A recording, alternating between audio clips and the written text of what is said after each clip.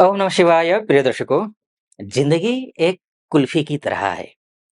चाहे इसे टेस्ट कीजिए, चाहे वेस्ट कीजिए, क्योंकि ये लगातार पिघल रही है।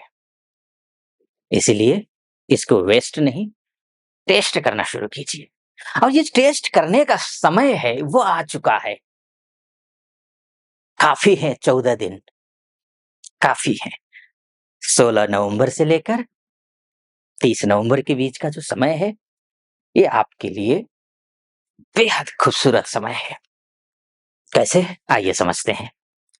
सबसे पहले तो ये है कि आपका सूर्य अभी तक जो नीच के थे, जो सुख का ग्रह था, जो घर का ग्रह था, जो प्रॉपर्टी का ग्रह था, जो कि आपके प्रोफ़ेशनल लाइफ़ का भी ग्रह कहिए, चाहे आप पर्सनल लाइफ़ का ग्रह कहिए, माताजी का ग्रह कहिए, फ्रेंड सर्कल का ग्रह कहिए, अड़ोसी-पड़ोसी, छिमेकी इन सब के ग्रह कहिए, कुछ भी कहिए, सूर्य अभी तक नीच के थे, जिसकी वजह से आपका कॉन्फिडेंस लेवल थोड़ा डगमगा रहा हो, तो वो कॉन्फिडेंस लेवल 16 नवंबर से लेकर के हाई होना शुरू हो जाएगा। कॉन्फिडेंस लेवल बढ़ेगा। रिश्ते बॉस के साथ में खराब हो रहे हो, तो रिश्ते बॉस के साथ में अच्छे होने शुरू हो जाएँगे। प्रशासन से, शासन से संबंधित कोई कार्य करना चाह रहे हैं या फिर कोई फाइल अटकी हुई है, उसमें आपको सफलता मिलती हुई दिखाई दे रही है। आपका मनोबल तो मैंने कहा ही अच्छा होगा ही। पिताजी के साथ में भी अगर मतभेद रहते हों, तो वो उस मतभेद को भी सुलझाने की ओर आप अग्रसित रहेंगे। ये सूर्य की दशा है, सूर्य और बुध इसी भाव में बैठे हैं। बुधादित्य नामक राजयोग बना रहे हैं। बुध प्लस सूर्य बुधादित्य राजयोग बना रहे हैं। तो ये आपका जो आत्मा है, वो आपके बिज़नेस में और आपकी जॉब में और सोर्स ऑफ इनकम क्या होना है, क्या बनाना है, इसमें बैठी हुई है। आपकी आत्मा,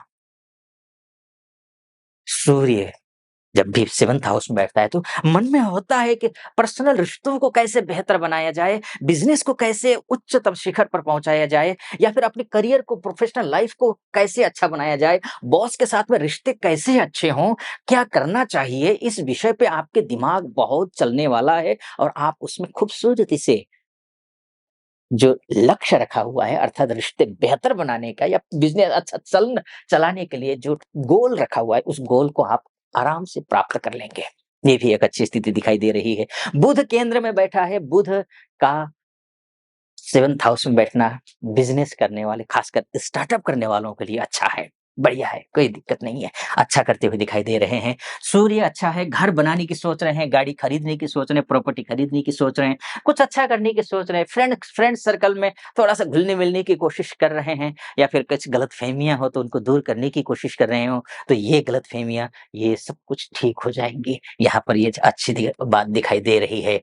स्वास्थ्य भी ठीक दिखाई दे रहा है क्योंकि कहा जाता है हाँ, स्वास्थ्य माफ़ कीजिए, स्वास्थ्य को लेकर के थोड़ा-सा मैं बोलूँगा कि ध्यान रखना है। गंभीर कुछ भी नहीं है, लेकिन स्वास्थ्य लापरवाही नहीं बरतनी है स्वास्थ्य को लेके क्योंकि आपका लग्नेश अर्थात राशि का स्वामी भी लग्नेश कहिए या फिर राशि का स्वामी कहिए, ये दोनों के हिसाब से है। तो ये अष्टमस्थ होता है तो स्वास्थ्य को प्रभावित करता है, लेकिन कोई बात नहीं है क्योंकि शुक्र के घर में गुरु है और गुरु के घर में शुक्र है। तो ऐसी स्थिति में व्यत्यय संबंध बन जाता है ज्योतिष के हिसाब से, तो व्यत्यय संबंध में नुकसान नहीं होता है, लेकिन हाँ, अनावश्यक रूप से रिस्क मत लीजिए स्वास्थ्य को लेकर के, ये मैं आपसे कहना चाहूँगा। एक दूसरी बात ये है कि शनि महाराज देखिए ना, जैसे कि आपके मान-सम्मान के पद प्रतिष्ठा को और आपके भाग्य को मजबूत करने वाला ग्रह कोई अगर है, तो वो शनि है और शनि जो है मार्गी हो गए हैं 15 तारीख से।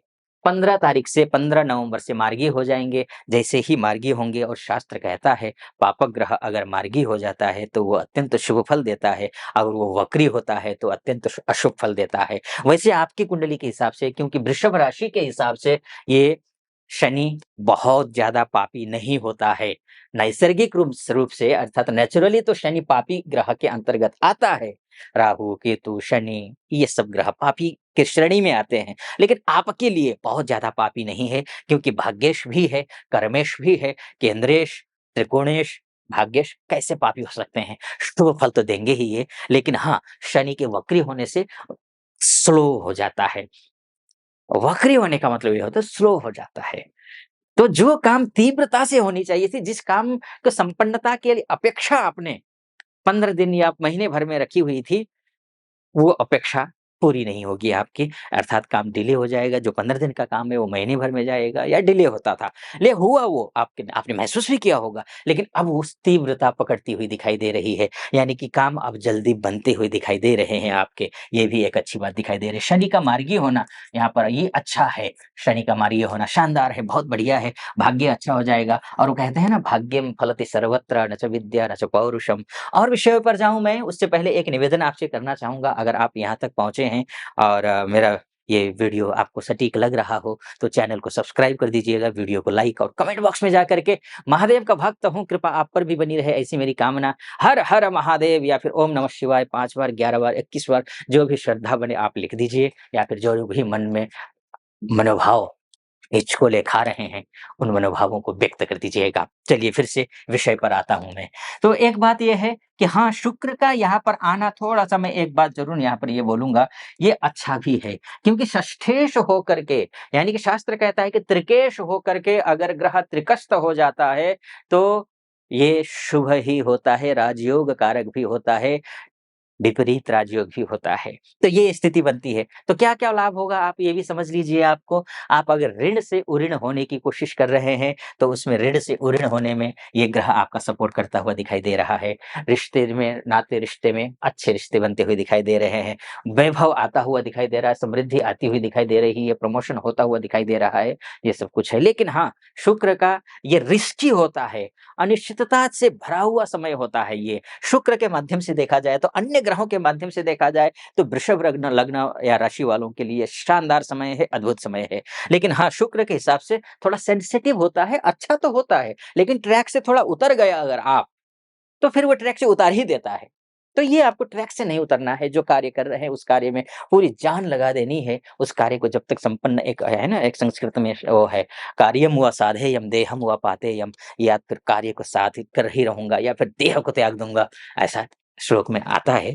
जब आप वहाँ पर पढ़ेंगे, संस्कृत में शास्त्र पढ़ेंगे, तो वो तो देह को तो त्यागना नहीं है, लेकिन कार्य जब तक संपन्न ना हो, तब तक बस करते रहना है, ये आपको ध्यान रखना है। अंततोगत्वा आपको सफलता मिलती हुई दिखाई दे रही है, ये शुक्र के माध्यम से भी। लेकिन एक पॉइंट मैं कहना चाहूँगा कि आपके जो सप्तमेश जो बुध मंगल हैं, ध्यान रखिए ये मंगल जो है ना, ये मंगल यहाँ हैं, मंगल नीच के हैं। मंगल नीच का होने का मतलब ये होता है कि फ्रेंड सर्कल में नहीं बनता है। देखिए, एक ग्रह कोई फल नहीं देता है, सभी ग्रहों का अपनी-अपनी भूमिकाएँ होती हैं। जैसे कि सूर्य, बुध के माध्यम से फ्रेंड सर्कल बहुत अच्छा बन रहा था, आपके फ्रेंड्स के सहयोग मिल रहा था, माता-पिता के साथ रिश्ते अच्छे बन रहे थे आपके, आपका जो है ना गाड़ी, घर इत्यादि खरीदने के योग बन रहे थे, सब कुछ ठीक था। लेकिन मंगल की वजह से इन चीज़ों में कमी लेकर आता है। जहाँ सूर्य इतना अच्छा दे रहा था, सो मंगल उसको थोड़ा-सा डाउन कर देता है। उसके लिए आपको हनुमान चालीसा का पाठ करना पड़ेगा आपको। अगर आप हनुमान चालीसा का पाठ करते हैं, तो मंगल और सूर्य दोनों मिलकर के आपको शिखर पर पहुँचाएँगे, चाहे प्रोफ़ेशनल लाइफ़ हो, चाहे पर्सनल लाइफ़ हो, चाहे फाइनेंस हो, चाहे आपके मेंटल स्ट्रेस को लेकर के हो, जो परेशान अगर हो तो वो मेंटल स्ट्रेस खत्म कर देंगे ये। ये आपको सब कुछ ठीक करते हुए दिखाई दे रहे हैं। तो ये एक अच्छी स्थिति यहाँ पर दिख रही है, आपको निश्चिंत रहें। और हाँ, विदेश के मामले को लेकर के भी मैं बोलूँगा कि विदेश के मामले को लेकर के भी अगर आप वहाँ हैं, परेशान हैं किसी बात को लेकर के, ख़ासकर मैं उनको चाहे विदेश में रहते हों, चाहे स्वदेश में रहते हों, जब भी ध्यान रखिएगा, आपकी कुंडली के हिसाब से अगर आप बिज़नेस लोन लिए हुए हैं या फिर किसी प्रकार का कोई आपने ऋण लिया हुआ है, तो ऋण से उऋण होने में कठिन होगा, इस बात का आपको ध्यान रखना है। कठिनाइयों का सामना करना पड़ेगा, इसलिए कोशिश करिएगा कि ऋण ना लें। कब तक नहीं लेना है, ये बात तो मैं 14 दिन की कर रहा हूँ, लेकिन आपको ऋण नहीं लेना है 21 जनवरी तक। ध्यान रखिएगा, 21 जनवरी तक आपको ऋण नहीं लेना है, कोशिश करिए अवॉइड करें, नहीं तो आपके लिए ईएमआई भरने में मुश्किल हो जाएगी। ख़ैर, ये मोटा-मोटी तौर पर मैंने आपको बताने की कोशिश की, क्योंकि ये तो देखिए आपकी कुंडली ही आपका डीएनए होता है और आप अपनी कुंडली के बारे में चर्चा करना चाहते हैं, मुझसे कुंडली दिखाना चाहते हैं, वो नीचे नंबर है, उस नंबर पे आप व्हाट्सएप कीजिए या फिर कॉल कीजिए और हमारे प्रतिनिधि से बात कीजिए। प्रतिनिधि से बात करके मुझसे कुंडली दिखाने के लिए अपॉइंटमेंट ले लीजिए। तो आपकी कुंडली का निर्धारित तिथि पर विश्लेषण करेंगे। कैसा लगा आपको? सटीक लगा हो सब्सक्राइब, लाइक और कमेंट कर दीजिएगा। आप खुश रहें, प्रसन्न रहें, महादेव की कृपा आप पर बनी रहे ऐसी मेरी कामना। सटीक लगा हो तो मैंने कहा ही आपको, फिलहाल अनुमति दीजिए। ओम नमः शिवाय।